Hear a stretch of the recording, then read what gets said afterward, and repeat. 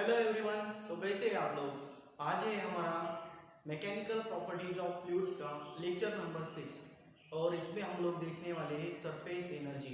तो चलिए शुरू करते हैं।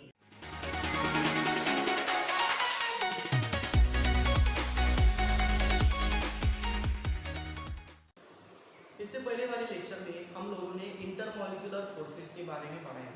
क्या होती है वो? The attractive force between the molecules of a material is known as intermolecular forces. There are two types of intermolecular forces. The first one is cohesive force. Cohesive force क्या होती है? अगर दो मॉलिक्यूल सेम सब्सटेंस के, for example दोनों ही water के हैं, water molecule से, तो दोनों के बीच में जो फोर्स होगा वो होगा कोहेसिव फोर्स। और अगर दो डिफरेंट मटेरियल से, फॉर एग्जांपल यहाँ पर एक वाटर मॉलिक्यूल है, यहाँ पर एक ऑक्सीजन मॉलिक्यूल है, दोनों के बीच में जो अट्रैक्टिव फोर्स होगा वो होगा एडहेसिव फोर्स। ओके। उसके बाद हम लोगों ने देखा सरफेस टेंशन। सरफेस टेंशन के लिए फॉर्मूला क्या लेते हैं हम? Surface tension T equals to F/L। F कौन सा? F क्या होता है यहाँ पर? Tangential force. क्या होता है? Tangential force. ओके। पर यूनिट लेंथ, ये क्या होगी? लेंथ। पर ये लेंथ किसकी होगी? Imaginary line drawn on the free surface of liquid. यहाँ पर मैं अगर वाटर कंटेनर है, उसके ऊपर की जो लेयर होगी, उस लेयर के ऊपर, सरफेस के ऊपर अगर मैं यहाँ पर डायग्राम ड्रॉ करूँ, फॉर एग्जांपल यहाँ ऐसा ऊपर से दिखेगा, तो ऊपर से दिखने के बाद यहाँ पर मैं एक इमेजिनरी लाइन ड्रॉ करूंगा, तो इसके ऊपर टेंजेंशियल फोर्स एक्ट होने वाली। कैसी? एक इस डायरेक्शन में होगी, दूसरी इसकी अपोजिट डायरेक्शन में। यहाँ भी सेम वैसा ही होगा। तो उसकी वजह से क्या होगा? लिक्विड, कोई भी लिक्विड होगा तो वो क्या होगा? ऐसा उसके ऊपर एक तरह का टेंशन एक्ट होने वाला है। वो क्या होता है? उसका सरफेस टेंशन। ओके, ये हम लोग देख चुके हैं।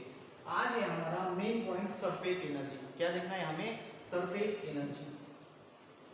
तो बेसिकली सरफेस एनर्जी समझने के लिए हमें इन्हीं सब चीजों की जरूरत होती है, intermolecular forces and other things. यहाँ पर जैसे हम लोगों ने पहले डायग्राम ड्रॉ की थी, वैसे ही एक और ड्रॉ कर लेंगे।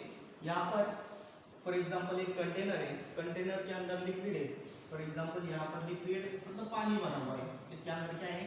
पानी भरा हुआ है। ओके,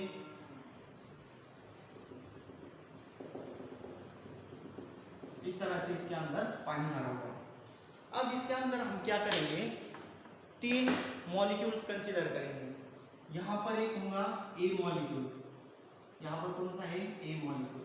यहाँ पर लेंगे हम बी मॉलिक्यूल, और यहाँ पर हम लेंगे सरफेस के ऊपर सी मॉलिक्यूल। बेसिकली ये जो स्फीयर ऑफ इन्फ्लुएंस होगा, sphere of influence is what? ऐसा स्फीयर कि उसका सेंटर क्या होता है? मॉलिक्यूल होता है, और उसकी रेडियस कितनी होती है? Range of that molecule. Range क्या होती है? Maximum distance up to which it is effective.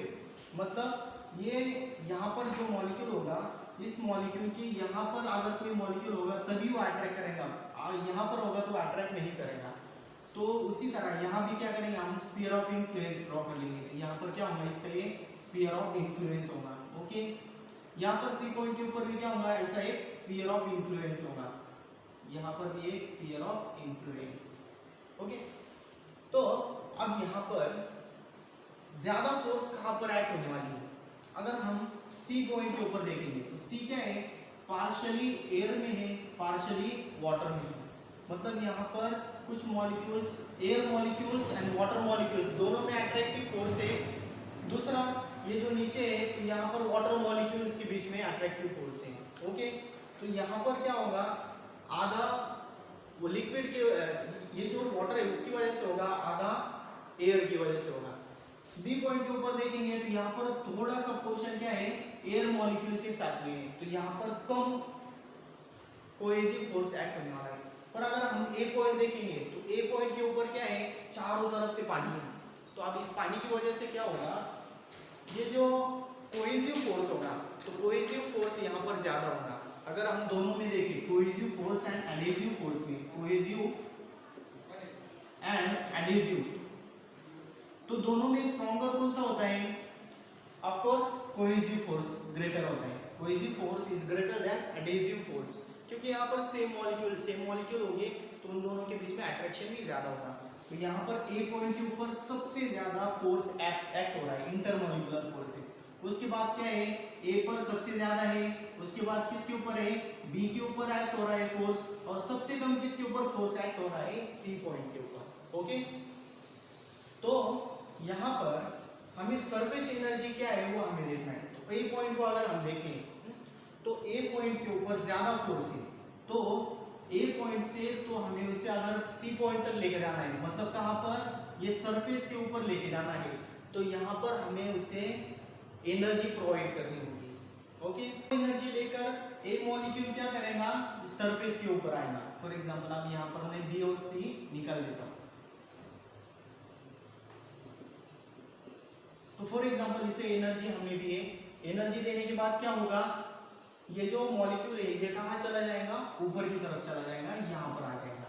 Okay, तो अब ए मॉलिक्यूल के पास कुछ एनर्जी है जिसकी वजह से वो सरफेस के ऊपर है, and that energy is known as surface energy. समझ में आया? यहाँ पर ए मॉलिक्यूल है, ए मॉलिक्यूल के ऊपर बहुत ज्यादा कोहेसिव फोर्स है, उसे वहां से निकाल कर ऊपर ले जाना है। तो ऊपर ले जाने के लिए उसे कुछ एनर्जी देनी होगी, और वो एनर्जी लेकर कहाँ जाएगा, वो ऊपर की तरफ जाएगा, इस सरफेस के ऊपर जाएगा। और उस सरफेस के ऊपर रहने के बाद वहां पर क्या करेगा, वो उसके पास एनर्जी होगी। तो वो एनर्जी जो होती है वो होती है सरफेस एनर्जी। ठीक है, यहाँ पर फील आना चाहिए। ये अगर टॉपिक थ्योरेटिकल टॉपिक ज्यादा है इसका, अगर हम डेरिवेशन देखेंगे तो डेरिवेशन बहुत छोटा है, पर इसका अगर हम थ्योरेटिकल बात करें तो थ्योरी बहुत ज्यादा है।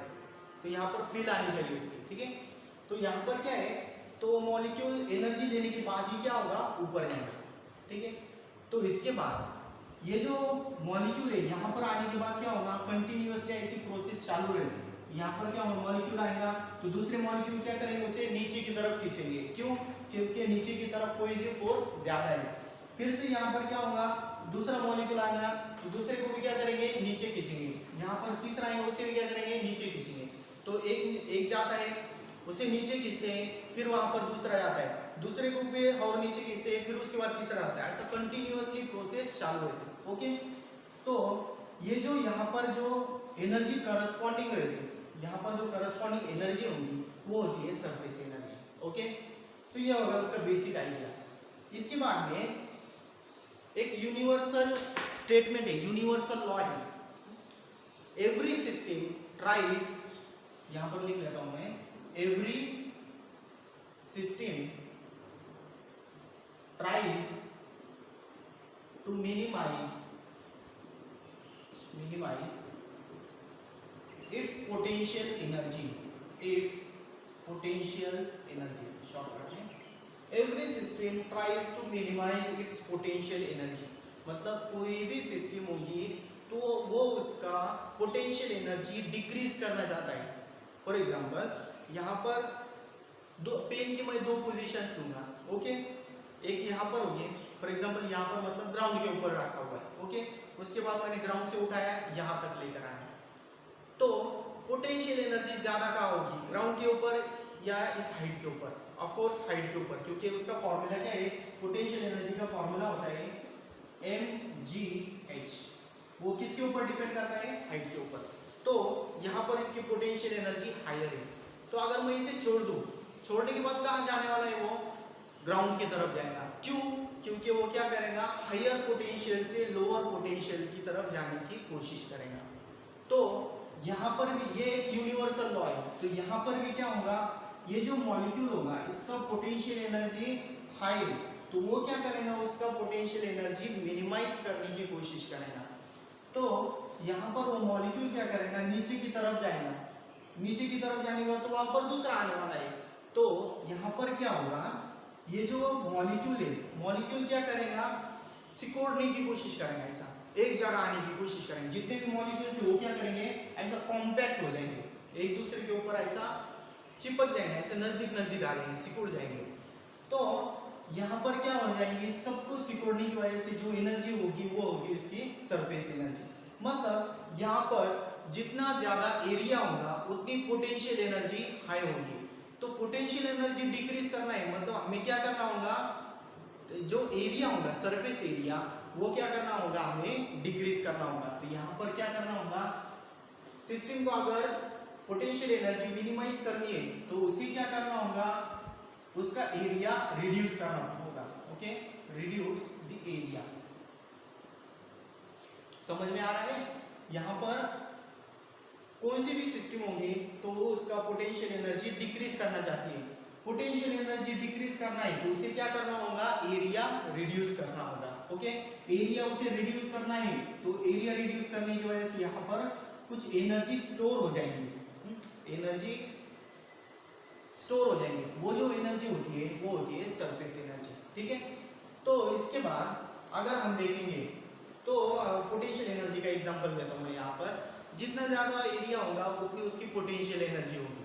फॉर एग्जांपल, अगर मैं एक मिनिस्टर है, स्टेट का मिनिस्टर है और दूसरे प्राइम मिनिस्टर है, प्राइम मिनिस्टर अपने पूरे देश के, तो यहाँ पर दोनों में पावर किसके पास ज़्यादा है? ऑफ कोर्स प्राइम मिनिस्टर के पास। क्यों? क्योंकि उसका एरिया ज़्यादा है, मतलब वो पूरे इंडिया का प्राइम मिनिस्टर है। और मिनिस्टर की बात करें तो वो एक स्टेट का है। तो यहाँ पर जितना ज़्यादा एरिया होगा उतनी ज़्यादा उसकी पावर होगी। पावर को हम क्या कहेंगे यहाँ इस केस के अंदर, एनर्जी कहेंगे। ठीक है, तो अभी सरफेस एनर्जी की थ्योरी हमने समझ ली। इसके बाद हम देखेंगे उसका डेरिवेशन। तो अब डेरिवेशन के लिए एकदम सिंपल है, सिंपल डेरिवेशन है। डेरिवेशन के लिए हम लोग क्या करेंगे, वायर्स लेंगे। वायर्स को क्या करेंगे, एक रेक्टेंगल शेप देंगे। फॉर एग्जांपल ऐसा क्या किया मैंने, एक रेक्टेंगल शेप के अंदर है ऐसा, यहाँ पर P डैश, यहाँ पर S डैश, ये वायर्स हैं। वायर्स के ऊपर क्या किया, यहाँ पर एक रिमूवेबल आर्म फिक्स कर दी। यहाँ पर QR लेंगे, इसे QR, मतलब क्या हो रहा है, दो वायर्स की, वायर्स को क्या किया, एक रेक्टेंगल शेप में उसको कन्वर्ट किया। रेक्टेंगल शेप में कन्वर्ट करने के बाद उसे क्या किया, एक ये जो QR है, ये QR क्या होगा, ये मूवेबल आर्म होगी। क्या होगी, movable arm. Movable arm means what, कि ये जो आर्म है उसे हम आगे पीछे कर सकते हैं। ओके, तो यहाँ पर क्या होगा, इसे हमने क्या करना है, एक वायर ली, वायर को हमने इसको रेक्टेंगल का शेप दिया, उसे क्या किया, साबुन का पानी है, सोप सॉल्यूशन, उसके अंदर डिप किया। तो डिप करने के बाद क्या होगा, वहाँ पर एक तरह की लेयर फॉर्म होगी, सोप लेयर। वो हमने देखा है ना, ऐसा खेले हुए होंगे आप लोग कि सोप सॉल्यूशन होता है, उसके अंदर रिंग की तरह ऐसा एक पकड़ने के लिए होता है, उसे डालने के बाद ऐसा फूटने के बाद बबल्स निकलती है। तो वहाँ पर भी क्या होता है, एक तरह का सोप का एक फिल्म तैयार होती है, सोप फिल्म। तो उसे भी क्या किया, हमने रेक्टेंगल को सोप सॉल्यूशन में डाला, सोप सॉल्यूशन में डालने के बाद बाहर निकाला, उसके ऊपर क्या फॉर्म हो गई, एक सोप फिल्म। इसके ऊपर क्या है, आप सोप फिल्म है। यहाँ पर ऐसे क्या हो गई है, एक सोप फिल्म तैयार हो गई। ओके, तो ये जो फिल्म है, ये सोप फिल्म क्या है, एक तरह का लिक्विड का सरफेस है। लिक्विड का सरफेस क्या करता है, उसका एरिया मिनिमाइज करना चाहता है। एरिया मिनिमाइज करना चाहता है मतलब क्या होगा, ये जो QR है, QR को किस तरफ खींचेगा, अंदर की तरफ खींचेगा। ओके, यहाँ पर जो SR सरफेस है उसी भी क्या करेगा, वो अंदर की तरफ खींचेगा। यहाँ पर जो PS की साइड है वो भी क्या होगी, अंदर की तरफ खींचे जाएंगी। PQ भी क्या होगा, अंदर की तरफ खींचा जा रहा है। पर ये जो PQ, यहाँ पर PS और यहाँ पर SR, ये क्या है, फिक्स है। पर ये जो मूवेबल आर्म है वो क्या होगी, अंदर की तरफ उसके ऊपर फोर्स एक्ट होगा और उसकी वजह से क्या होगा, वो अंदर की तरफ आ जाएगी। ठीक है, तो फॉर एग्जांपल अब यहाँ पर हमें क्या करना है, वर्क करना है। वर्क कैसे करेंगे आप, अगर मैं ये जो QR आर्म है इसके ऊपर फोर्स अप्लाई करूं, इस डायरेक्शन के अंदर, इस डायरेक्शन के अंदर फोर्स अप्लाई किया मैंने F डैश, और उसकी वजह से क्या हुआ, ये QR आर्म राइट साइड में आ गई। फॉर एग्जांपल यहाँ पर वो आ गई, यहाँ पर Q डैश R डैश, वो क्या होगी, उसकी सेकंड पोजीशन। यहाँ पर ये डिस्टेंस कितना है, dx, इतने डिस्टेंस से आगे आ गई। ओके, इसकी ये जो लेंथ है, लेंथ कितनी है L। तो यहां पर पहले कितना फोर्स एक्ट हो रहा है, फोर्स एक्टिंग ऑन QR के ऊपर कितना फोर्स एक्ट हो रहा था पहले, तो वो होगा in terms of surface tension. Surface tension का फॉर्मूला क्या है, यहां पर लिख देता हूं, surface tension T equals to force per unit length. इसके ऊपर फोर्स कितना होगा, F equals to surface tension into length. तो यहाँ पर भी क्या होगा, ये जो फोर्स होगा QR के ऊपर वो कितना होगा, F equals to T into length. अब लेंथ कितनी ले ली है, ये जो लेंथ है QR की वो है L, पर वो सिर्फ एक साइड में नहीं है, पीछे की तरफ भी क्या होगा उतना ही फोर्स एक्ट होगा। समझ रहा है, ये अगर हाथ है तो ये साइड के ऊपर भी फोर्स एक्ट हो रहा है और इसकी पीछे की साइड भी फोर्स एक्ट हो रहा है। तो टोटल लेंथ कितनी हो जाएंगी, ये होगी L, ये होगी L, दैट इज 2L। समझ में आया, 2L दोनों साइड के ऊपर है। जो सोप सॉल्यूशन सोप की जो लेयर होगी वो लेयर क्या है, आगे की साइड में भी है पीछे की साइड में भी है, दोनों की तरफ से उसके ऊपर फोर्स एक्ट हो रहा है। तो वहां पर फोर्स सेम है, उसका सरफेस टेंशन भी सेम है, पर लेंथ सेम आएगी क्या, नहीं, आगे की L पीछे की L, that is 2L। Okay, फिर उसके बाद हमने क्या किया है, QR को आगे लेकर गए, तो वहां पर क्या होगा, वर्क डन हो जाएगा। क्या होगा, work done for moving distance dx इतने डिस्टेंस के ऊपर अगर हमें उसे मूव करना है, तो मूव करने के लिए कुछ वर्क डन होगा। वो वर्क डन कितना होगा, वर्क डन का फॉर्मूला क्या होता है, work done equals to force into displacement. क्या होता है, फोर्स इनटू डिस्प्लेसमेंट। तो यहाँ पर भी क्या होगा, small amount of work done है, यहाँ पर हम उसे dw लेंगे। dw इक्वल्स टू फोर्स कितना है, यहाँ पर F इतना फोर्स अप्लाई किया, सॉरी F डैश अप्लाई किया है, okay, F dash into distance कितना मूव किया है, dx, F dash into dx। Okay, उसके बाद ये जो दोनों फोर्सेस है, जितना अंदर की तरफ है उतने ही बाहर की तरफ हमने ऐड किया है, तो यहाँ पर दोनों फोर्सेस इक्वल है। तो फोर्स की जगह हम क्या ले सकते हैं, dw इक्वल्स टू, यहाँ पर फोर्स का formula T into 2L into dx। Okay, अब यहाँ पर नेक्स्ट क्या है, इसके अंदर अगर हम ये लेंथ लेंगे L और यहाँ पर dx लेंगे, रेक्टेंगल की हाइट और उसका ब्रेड्थ दोनों दिया हुआ है, तो दोनों के ऊपर लेंथ इनटू ब्रेड्थ अगर हम करेंगे तो क्या मिलेगा, उसका एरिया मिलेगा। तो यहाँ पर सिंपली इसकी वैल्यू अगर हम देखेंगे, किसकी, 2L इनटू dx, ये जो टोटल टर्म है इसका क्या, ये क्या है, ये हो गई उसकी लेंथ, ये हो गई उसकी ब्रेड्थ। लेंथ इनटू ब्रेड्थ क्या होगा, उसकी एरिया हो जाएगी। ठीक है, तो एरिया कितना है, 2L dx, ये वैल्यू हम यहाँ पर पुट करेंगे। Therefore dw will be equals to T into, इसकी जगह क्या लेंगे हम, एरिया dA, ये होगा उसका वर्क डन। अब ये जो वर्क डन होगा, ये वर्क डन यहाँ तक तो ला दिए, वर्क डन कहा जाएगा, law of conservation of energy क्या कहते हैं, energy neither be created nor be destroyed, it can be transfer from one form to another form. यहाँ पर एक फॉर्म हमने क्या किया, इसके ऊपर वर्क डन किया, इसको मूव किया, तो अब ये कहाँ जाएंगी, कहाँ स्टोर होगी, that work done is stored in the form of surface energy. यहाँ पर क्या होगा, work done is stored in the form of surface energy। Okay, work done जो होगा उसकी किसके फॉर्म में कन्वर्ट हो जाएगा, वो सरफेस एनर्जी की। तो ये जो वर्क डन है वो क्या होगी, इसकी surface energy. Therefore surface energy will be equals to T into dA। ये हो गया उसका फॉर्मूला एंड डेरिवेशन। इसके ऊपर से जो सरफेस टेंशन है उसे हम और भी दूसरे टर्म में ले सकते हैं। क्या होगा वो, the surface tension is defined as surface energy per unit area. Surface energy per unit ये जो एरिया वो डिवाइड होगा, तो यहाँ पर क्या आया, surface tension is also defined as the surface energy per unit area. This is all about surface energy. यहाँ पर ये थ्योरेटिकल टॉपिक है, तो थ्योरी अगर समझ गए तो इसके बाद ये जो डेरिवेशन ये सिंपल हो जाएगा। ठीक है, यह हो गया सरफेस एनर्जी का। इसके ऊपर अगर कोई डाउट हो तो कमेंट सेक्शन में बताइए, और इसके बाद का जो पार्ट है वो हम लोग नेक्स्ट लेक्चर में देखेंगे। Thank you so much.